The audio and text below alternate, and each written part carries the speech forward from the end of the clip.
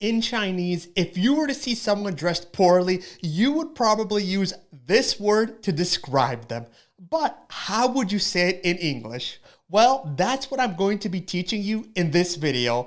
I'll start with the general phrases first and then go into the specific ones after. So let's begin with the most basic phrase first.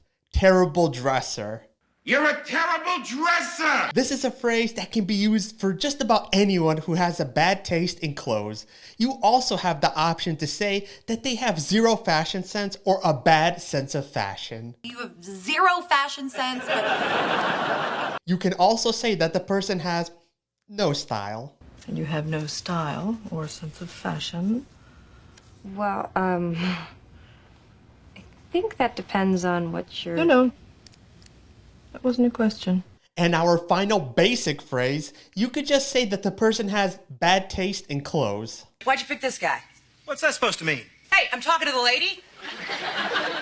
He's not terribly attractive. He's got bad taste in clothes. And even I can tell he doesn't know what he's doing. Now let's talk about more specific words. You would use these words to specifically point out what makes a person's clothes look bad.